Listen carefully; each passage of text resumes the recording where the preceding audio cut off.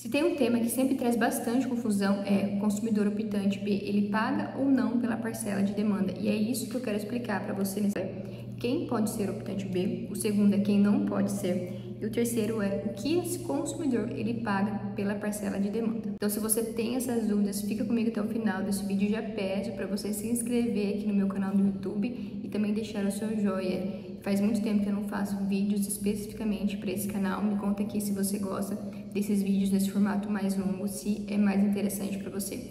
Geralmente eu produzo sempre conteúdos lá no Instagram, mas vou tentar ser mais frequente por aqui também. Bom, então vamos lá. Primeiro, quem pode ser optante B? Para a gente entender quem pode ser optante B, a gente vai lá no artigo 292 da Resolução 1000. O que o artigo 292 ele fala para a gente? Ele fala o seguinte, que o consumidor pode optar pelo faturamento com aplicação da tarifa do grupo B para a unidade consumidor do grupo A, desde que atendido um dos seguintes critérios. Então, a gente tem aqui alguns critérios que estão lá no artigo 292 que mostram pra gente quem pode ou não ter esse enquadramento com o optante B. O primeiro e o mais conhecido deles, e é o único que eu vou citar aqui porque é o único que tem relação com a micro e mini geração distribuída, é o consumidor que tem potência de transformador, ou seja, esse consumidor ele é atendido no grupo A, ele vai precisar rebaixar essa tensão de atendimento. Então, o grupo A a gente sabe que é média ou alta tensão, então eu preciso rebaixar essa tensão de atendimento para eu conseguir utilizar dentro da minha instalação. Então, se eu tenho essa soma de potência de transformadores de até 112,5 kVA, então eu poderia sim ser atendido no grupo B. Então vejam que quando a gente olha aqui no artigo 292, nós temos diversas possibilidades de o consumidor atendido no grupo A, média ou alta tensão, ser faturado na modalidade do grupo B. Porém, a única que está relacionada com a micro e mini geração distribuída é exatamente aqui, essa que eu disse, potência de até 112,5 kVA. Então, por exemplo, às vezes a gente tem uma unidade consumidora que tem um transformador de 45 kVA, ela poderia ser optante B? Poderia. 75 kVA? Poderia. 112,5 kVA? Poderia. 150 kVA? Não poderia.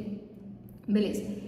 Ainda fazendo a leitura desse artigo, quando a gente desce aqui no parágrafo 3º, o que esse parágrafo 3º ele fala pra gente? Para a unidade consumidora participante do SCE, Sistema de Compensação de Energia Elétrica, a opção de que trata o CAPT do artigo 292, que eu acabei de falar para vocês, pode ser efetuada desde que atendido de forma conjunta os seguintes critérios, ou seja, não é um ou outro, eu tenho que atender de forma conjunta esses três critérios. O primeiro é possuir micro ou mini geração distribuída na unidade consumidora. Eu vou ler as três, depois eu explico.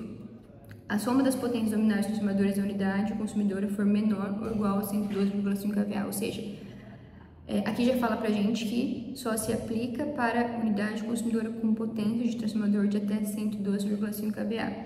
E por último, não haver alocação ou recebimento de excedente de energia elétrica em unidade consumidora distinta de onde ocorreu a geração de energia elétrica. Então percebam que eu tenho que atender esses três quesitos aqui, sendo que o primeiro, eu tenho que ter uma micro ou mini geração no mesmo local de consumo. Então percebam que aqui está claro pra gente que eu posso ter uma micro, 75 kW, ou eu posso ter uma mini geração distribuída acima de 75 kW. Então, às vezes eu vejo que é frequente a dúvida, se eu tenho uma mini geração distribuída em um tráfego de 112,5, eu ainda posso ser optante B? Entenda que sim. Aqui está claro pra gente que eu posso ter uma micro ou mini geração distribuída. O ponto é que aqui, quando eu falo de unidade consumidora com micro mini geração distribuída, eu estou falando da unidade consumidora onde o consumo está ocorrendo. Então, aqui está falando pra gente que seria um alto consumo local. Tá? Então, se eu tenho um alto consumo remoto, né, se eu sou uma unidade que estou enquadrada em alto consumo remoto, eu não poderia mais ser optante B, já que é para alto consumo local. O segundo que eu já mencionei, então, potência de até 112,5 kVA, não posso enviar ou receber excedentes. Então, isso aqui reforça o que eu já falei, eu tenho que ter a unidade consumidora, para ela ter o benefício, ela tem que ter a micro ou mini geração instalada no local, ela não pode enviar ou receber excedentes, tá? Então, ela não pode ser um alto consumo remoto, não pode se enquadrar aqui na modalidade alto consumo remoto. Então, aqui já respondemos a nossa primeira pergunta, que é quem pode ser optante B. Então, quem não pode ser é quem não se enquadra naqueles quesitos que eu já disse. Então, por exemplo, se eu tenho um supermercado que ele tem 112,5 kVA e é a unidade beneficiária. Alto consumo remoto poderia estar no sistema de compensação de energia elétrica e ter um enquadramento com o optante B? Eu vejo aqui que não, porque não se enquadra aqui nesses três requisitos que eu acabei de falar, que estão no parágrafo 3º do artigo 292 da resolução 1000. Bom, então vamos agora então para a nossa terceira pergunta, que é: o consumidor optante B, ele paga pela parcela de demanda? Entenda que o consumidor optante B, ele não contrata demanda. Ele, como ele é grupo A, ele ainda vai assinar um CUJ com a distribuidora de energia. Lembra que o CUJ é o contrato de uso do sistema de distribuição. Todo consumidor do grupo A, ele tem que ter esse CUJ assinado com a distribuidora de energia. Porém, ele não tem contrato de demanda, já que se eu sou optante B, estou optando pela modalidade da baixa tensão. Modalidade da baixa tensão não tem contrato de demanda. Modalidade da baixa tensão, ou eu sou convencional, ou eu sou modalidade horária branca. Aqui eu não tenho nem tarifa, né? Minha tarifa ela é monômia, é dada em reais por quilowatt-hora, é uma tarifa volumétrica apenas. Então, por isso que o optante B ele não tem contrato de demanda. Mas o consumidor optante B, ele pode pagar aquilo que chamamos de faturamento, uso e injeção. Esse faturamento, uso e injeção, ele veio lá com a resolução 1059, foi publicada lá em, se não me engano, fevereiro de 2023. E ele é simplesmente a diferença entre a demanda que eu estou injetando na rede da distribuidora menos a demanda da minha carga, a demanda que eu estou requerida. Então, eu faço a diferença entre demanda injetada, demanda requerida da carga, vezes a TUGG da baixa tensão. Então, vejo que não é a TUGG do grupo A. Bom, ponto importante aqui. Se eu estou na modalidade alto consumo local, né, vejam que na verdade nem teria como estar em outra, né? Vejam que a hora que eu pago o faturamento, o uso e injeção, vejam que essa unidade ela vai pagar pela diferença entre a demanda injetada e a demanda da carga. Então, a demanda da carga ela está amortizando ali parte da minha demanda que eu estou injetando na rede da distribuidora. Tá? Isso multiplicado pela TUGG da baixa tensão. Então, um ponto aqui importante que eu gostaria de comentar é que eu vejo que às vezes se luta por um direito de manter esse enquadramento com o optante B. Então, no caso, eu tenho um alto consumo remoto, não posso mais ser optante B. Vou entrar com uma ação judicial para manter o meu direito de ser optante B. Só que a gente se esquece que o consumidor optante B, ele pode pagar pelo faturamento, uso e injeção. Então, se você entrar na justiça, conseguir, é meu direito sim ser optante B, né? O juiz deu esse aval. Beleza. Mas tá, a hora que a distribuidora estiver apta de te cobrar o faturamento de injeção, ela vai te cobrar. E se você é uma unidade consumidora remota, você vai injetar praticamente 100% da sua potência. Então, será que isso vai ser mais vantajoso do que contratar demanda? Isso vai variar muito de acordo com cada área de concessão. Então, aqui é um ponto de atenção. Quando a resolução 1059 ela foi publicada, nós temos o artigo 671A. Nesse artigo, ele fala pra gente que todas as unidades consumidoras que são optante B, elas devem sim contratar essa demanda, né, ou se adequar ali aos pré-requisitos do artigo 292. Né? Existia um prazo ali para esse consumidor fazer essa adequação. Se ele não fizesse, existe todo um rito regulatório a ser seguido. Inclusive, esse rito regulatório ele pode ser bastante prejudicial para os consumidores a depender de cada área de concessão.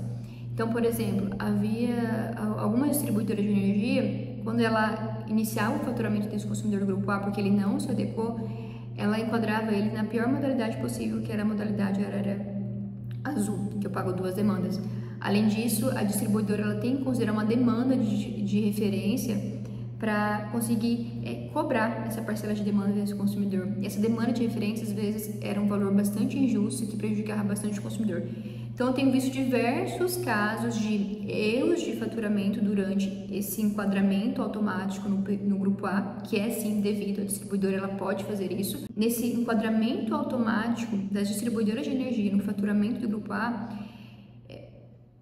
tem ocorrido certos abusos. Então, além de enquadrar na pior modalidade possível, a distribuidora de energia, considerando valores de demanda que acabam aumentando muito o valor da fatura de energia. Então, por exemplo, já vi distribuidora de energia considerando, além de modalidade horária azul, considerando demanda contratada nula, 0 kW ponto e fora ponto.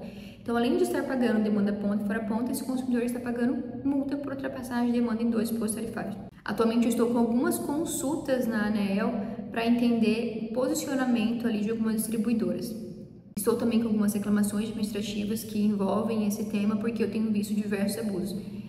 Bom, eu coloquei aqui na legenda desse vídeo, na descrição desse vídeo, um material bastante rico, completíssimo, com mais detalhes sobre os direitos e deveres de como quando a gente está falando de consumidores optante B, quais são as regras envolvidas para consumidores optante B, qual é a fórmula de cálculo desse faturamento, uso e gestão.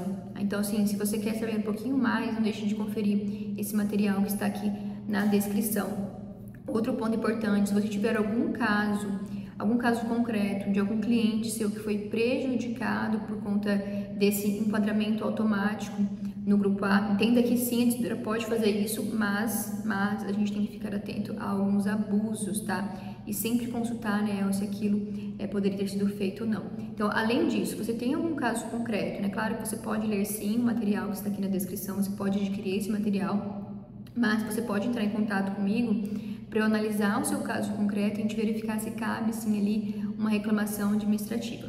Bom, o que eu tenho conhecimento é que uma permissionária do Rio Grande do Sul, ela já estava fazendo essa cobrança do faturamento de injeção, não me lembro exatamente qual é o nome da permissionária, mas eu sei que a Equatorial Goiás também está fazendo essa cobrança do faturamento por injeção. Inclusive, eu coloquei aqui nesse material que está na descrição um exemplo prático exatamente aplicado ali pela Equatorial Goiás. Inclusive, se você souber de mais alguma distribuidora, alguma concessionária, missionária que está fazendo essa cobrança, e fale para mim aqui nos comentários, se você tiver essa fatura, você puder me enviar para eu conseguir também produzir algum material aqui no YouTube ou no Instagram. Também vou ficar bastante feliz, porque quanto mais faturas eu tenho, mais eu consigo entender como as distribuidoras estão fazendo esse tipo de cobrança e, claro, trazer aqui para você. Bom, então, mais uma vez, se você tiver alguma dúvida sobre esse tema, deixe aqui nos comentários. Não deixe de curtir esse vídeo, me conta aqui se você gostou desse tipo de conteúdo um pouquinho mais longo, né? Diferente do que eu faço geralmente ali no Instagram. No Instagram geralmente eu faço vídeos curtinhos e conteúdos mais densos, eu consigo só aprofundar mais geralmente nos meus cursos, né? Então, me conta se você gosta desse conteúdo mais longo. Bom, até mais, espero que você tenha gostado e não deixe de curtir.